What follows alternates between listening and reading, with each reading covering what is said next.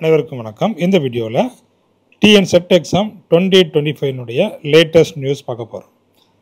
இப்போ தான் என்னுடைய சேனலுக்கு நீங்கள் புதுசுனா என்னுடைய சேனலை சப்ஸ்கிரைப் பண்ணிவிடுங்க. டிஆர்பி சம்மந்தமான எல்லா நியூஸும் உங்களுக்கு உடனுக்குடன் வந்து சேரும். இப்போ இந்த டிஎன் செட் எக்ஸாம் 2025க்கான டென்டேட்டிவ் ஆன்சர் கீ வெளியிட்டிருந்தாங்க. அதுக்கப்புறமா ரெஸ்பான்ஸ் ஷீட் டவுன்லோட் பண்ணுறதுக்கும் ஆப்ஷன் கொடுத்துருந்தாங்க. அதுக்கப்புறமா இந்த அப்ஜெக்ஷன் ரைஸ் பண்ணுறதுக்காக ஒரு 1 வீக் போல் டைம் கொடுத்துருந்தாங்க. அப்போ அந்த 1 வீக் டைம் வந்துட்டு நாளையோட முடிய போகுது. அதாவது டுமாரோ 27/3/2025 இதுதான் அப்ஜெக்ஷன் ரைஸ் பண்ணுறதுக்கு last date. So last date for objection raising for all subject. அப்போ உங்களுடைய சப்ஜெக்ட் என்னவோ அந்தந்த சப்ஜெக்டில் என்னென்ன கொஸ்டின்ஸ்லாம் மிஸ்டேக்காக இருக்குது, என்னென்ன கொஸ்டின்ஸ்க்கு ஆன்சருக்கு தவறுதலாக இருக்குது, அதுக்கு என்ன பண்ணலாம், நீங்கள் அப்ஜெக்ஷன் ரைஸ் பண்ணலாம். ஸோ நாளைக்கு தான் லாஸ்ட் டேட்டு. 6 மணியோட இந்த போர்ட்டல் வந்து க்ளோஸ் ஆகிரும். அதுக்கு முன்னாடியே நீங்கள் அப்ஜெக்ஷன் ரைஸ் பண்ணிடுங்க. அதுக்கப்புறமா நம்முடைய கெமிக்கல் சயின்ஸில் நிறைய கொஸ்டின்ஸ் போடுறதா சொல்லியிருந்தேன். ஸோ முடிஞ்சால் நாளைக்குள்ளே நான் போடுறதுக்கு பார்க்குறேன். ஸோ மேக்ஸிமம் நாளைக்குள்ளே வந்துட்டு இந்த அப்ஜெக்ஷன் அந்த கீ வந்து கரெக்டாக தப்பா அப்படிங்கிறத நான் போடுவேன். ஸோ முடியலன்னா நீங்கள் என்ன பண்ணிவிடுங்க, உங்களுக்கு தெரிஞ்ச வரையில் நீங்கள் அதை அப்ஜெக்ஷன் ரைஸ் பண்ணிடுங்க.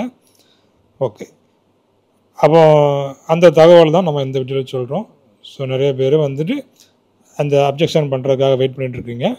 ஸோ அந்த அப்ஜெக்ஷனை உடனடியாக என்ன பண்ணிடுங்க, நீங்கள் அப்ஜெக்ஷன் ரைஸ் பண்ணிடுங்க. அதாவது எல்லாரும் அப்ஜெக்ஷன் பண்ணணுமா அப்படின்னு பார்த்தீங்கன்னா அப்படி இல்லை.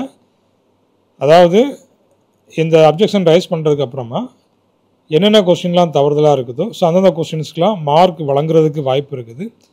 இல்லைனா ஸ்டார் போட்டுட்டு அதை வந்துட்டு அந்த கொஸ்டினை ரிமூவ் பண்ணுறதுக்கும் வாய்ப்பு இருக்குது. சரி, அதனால் எல்லாருமே கண்டிப்பாக பண்ணணும் ஸோ அப்படிங்கிறது அவசியம் இல்லை. ஸோ பண்ணினாலும் நல்லது தான்.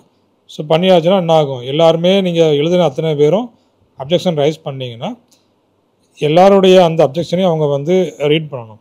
ஸோ ரீட் பண்ணி அவங்க எல்லாத்தையும் செக் பண்ணணும். ஸோ எந்த மாதிரியான இந்த கொஸ்டின்ஸை வந்து ரைஸ் பண்ணியிருக்காங்க அப்படிங்கிறத எல்லாத்தையும் செக் பண்ணணும். ஸோ அதுக்கு வந்து ரொம்ப டைம் எடுக்கும். சரிங்களா, அப்போ ரிசல்ட்டு வந்துட்டு தாமதமாகும். சரி, அப்போ அதை எப்படி வந்துட்டு அதை எடுத்துப்பாங்க.